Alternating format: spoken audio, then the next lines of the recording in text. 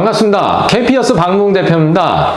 드디어 많은 분들께서 기다려 오셨는데요. 캡처원 한글 매뉴얼, 그러니까 캡처원 20에 한글 영상 매뉴얼을 제작을 시작하게 됐습니다. 그동안 많이 기다리셨는데 사실 얼마 전에 제가 그 페이지원 본사 영문 매뉴얼을 한글화 시키면서 어려운 용어들과 좀 이해가 안 가는 설명들이 많아서 이것을 좀 한국의 시정에 맞게 좀 더 쉽게 다듬어야겠다는 생각을 했는데, 여기서 나아가서 더불어 이런 지면 매뉴얼과 더불어 이렇게 한글로 이렇게 제가 직접 영상 매뉴얼을 함께 순서대로 카테고리대로, 그러니까 목차를 만들어서 커리큘럼대로 매뉴얼을 진행을 해보고자 오늘 이 시간을 마련했습니다. 제가 디지털백 소프트웨어를 시작을 해서 3.14 버전부터 지금의 20 버전까지 발전을 해 왔는데요. 제가 이제 3.14의 한글 버전부터 시작해서 4, 5, 6, 7, 8 그리고 이제 12 버전에서 13 버전, 그러니까 13 버전이 20 버전으로 명칭이 변경됐죠. 그래서 오늘날 캡처원 20까지 오면서 윈도우용과 맥용의 통합이라든지 한글화 시키는 과정이라든지 여러 가지 과정에서 우여곡절이 많았고 지금도 아쉬운 부분이 많이 있습니다. 특히 이 유럽에서 만든 소프트웨어다 보니까 이 회사가 덴마크 회사인데 이걸 한글로 번역하는 과정에서 생기는 여러 가지 용어에 대한 통일의 문제, 그러니까 뭐 외래어를 그냥 써야 될지 이것을 순수한 우리 한국어로 번역을 해야 될 것인가에 대한 고민, 이런 것들이 자꾸 이제 바뀌고 또 다듬으면서 오늘날 계속 발전해 가고 있는데요. 이 모든 것은 다 캡처원을 사랑해 주시는 여러 고객님들과 사진가 여러분의 덕택으로 오늘날 이렇게 발전을 해 가고 있습니다. 그래서 미래에도 여러분들과 끊임없이 의사소통을 하면서 발전을 해 나갈 거고요. 오늘 이 시간은 이제 매뉴얼에 대한 이제 오리엔테이션과 이제 전반적인 개요에 대한 설명을 드리고자 합니다. 그래서 이제 캡처원의 한글 매뉴얼은 이제 본사 매뉴얼 기준을 따라서 총 33가지의 커리큘럼, 목차를 나누었고요. 그래서 처음에 이제 개요와 개념부터 시작해서 빠르게 이제 시작하는 방법, 뭐 활성화를 한다든지 설치는 어떻게 하고, 그러고 이제 그렇게 진행하면서 사진을 보정하는 방법, 뭐 테더링 하는 방법, 특히 세션과 카탈로그에 대해서 많이들 헷갈려 하시는데, 사진을 처음에 불러드리고 내가 폴더를 설정했을 때 수많은 이 데이터 RAW라든지 JPG 데이터를 관리하는 디지털 자산 관리, 이런 거에 대해서 카탈로그를 어떻게 활용할 수 있는지에 대해서 심층적으로 제가 분석을 해서 설명을 드릴 거고요. 마지막으로 이제 이런 것들을 최종적으로 내가 어떻게 잘 다룰 수 있는지, 그래서 제가 매뉴얼에서도 언급을 했는데 취미 사진가 여러분들께서는 사진을 더 즐겁게 사용하실 수 있고, 프로 사진가 분들은 어떻습니까? 이게 돈을 버는 소프트웨어 아닙니까? 프로들한테는. 그러니까 생업이기 때문에 프로들한테는 클라이언트와 어떻게 더 의사소통을 더 잘하면서 비즈니스를 효과적으로 할 수 있는지, 클라이언트와 커뮤니케이션을 잘 할 수 있는지에 대한 그런 것들, 그리고 사진 작가분들께서는 좀 더 창조적인 활동에 집중할 수 있도록 그런 거에 이제 포커스를 맞춰서 조금 더 재미있고 유익한 그 소프트웨어 사용법이 될 수 있도록 신경을 써 보았습니다. 자, 그럼 첫 장은 캡처원의 개요인데요. 캡처원의 개요는 뭐, 그러니까 처음에 이제 헷갈려 하실 수가 있어요. 종류가 너무 많다 보니까 캡처원의 버전이 뭐 몇 버전이고 어디서 어떻게 다운로드 받아야 될까요? 이런 질문들 너무 많이 하세요. 그런데 이 소프트웨어가 거의 1년에 한 번씩 그 업그레이드 되고 버전이 바뀌지 않습니까?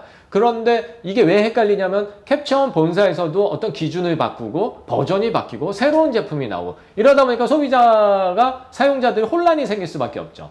그런 경우에 딱 한 가지만 유념하세요. 반드시 kpuers.com의 뉴스와 캡처원 메뉴, 그리고 캡처원 정품, kpuers 정품 구매를 저는 권하고 싶습니다. 물론 뭐 본사에서도 판매를 하고 여타 다른 대리점들에서도 판매를 하는 건 사실입니다. 하지만 지금 그 페이지원의 리셀러 정책에 따라서 이제 판매처에서 AS를 하기 때문에 저희 KPUS의 한글 매뉴얼이라든지 서비스를 1대1 고객 서비스라든지 여러 가지 서비스를 받고 싶다면은 반드시 KPUS 정품 라이선스를 구매하시고 등록을 권유해드리고 싶습니다. 그래야지만 저 페이지원맨 박무웅 대표가 여러분들을 지원해드릴 수 있기 때문입니다. 반드시 유념해 주시고요. 자, 그러면 바로 캡처원의 개요에 대해서 넘어가 볼게요. 자, 캡처원은 지금 버전이 여러 가지가 있어요. 근데 그 많은 아마추어 유저분들이 어떻게 헷갈려 하시면은 소니나 후지나 니콘은 캡처원하고 제휴를 맺었기 때문에 카메라를 사면 익스프레스 버전이라는 게 무료로 제공됩니다. 근데 이 익스프레스 버전은 기능이 단순화되어 있어요. 그래서 로우를 JPG나 TIF로 아웃풋으로 변환하는 데 있어서 퀄리티는 유지하면서 아주 좋은 성능을 발휘할 수 있지만 여기서 내가 색감을 정밀하게 조절한다든지 일괄적으로 어떤 기능들을 뭐 다룬다든지 이런 편리한 기능들, 유익한 기능들은 다 배제되어 있습니다. 그래서 사용을 해보시고 마음에 드시면 프로 버전으로 구매를 하시라고 권하고 있어요. 그래서 프로 버전과 익스프레스 버전이 나뉘고 있고요. 그리고 니콘이나 소니, 후지 외에 제휴를 맺지 않은 브랜드, 뭐 캐논이나 라이카나 여타 다른 브랜드들은 프로 버전. 그러니까 저는 보통은 캡처원 프로라고 하는데 저는 이제 범용이라는 단어를 함께 씁니다. 왜냐면 헷갈릴 수가 있어요. 왜냐면 소니 프로가 따로 있고 후지 프로가 따로 있고 니콘 프로가 따로 있습니다. 당연히 일반 범용 프로와 니콘 프로와 기능상의 차이는 전혀 없어요. 단지 일반 범용 프로는 가격이 비싼 만큼 컴퓨터 세대를 동시에 인증해서 사용할 수가 있고 니콘, 후지, 소니 전용은 2대까지만 인증을 할 수가 있습니다. 그 외적인 기능은 뭐 테더링이나 일괄 적용이나 뭐 컬러 에디터를 사용한다든지 모든 기능들에 대한 것은 동일합니다. 단지 세대냐 2대냐의 차이. 거기서 이제 가격 차이가 있고 그 대신 이제 범용 프로는 니콘, 소니, 후지뿐만이 아니라 캐논이나 라이카나 파나소닉이나 여러 가지 카메라들을 다 한꺼번에 사용할 수 있다는 거죠. 그리고 또 한 가지 추가될 점이 있습니다.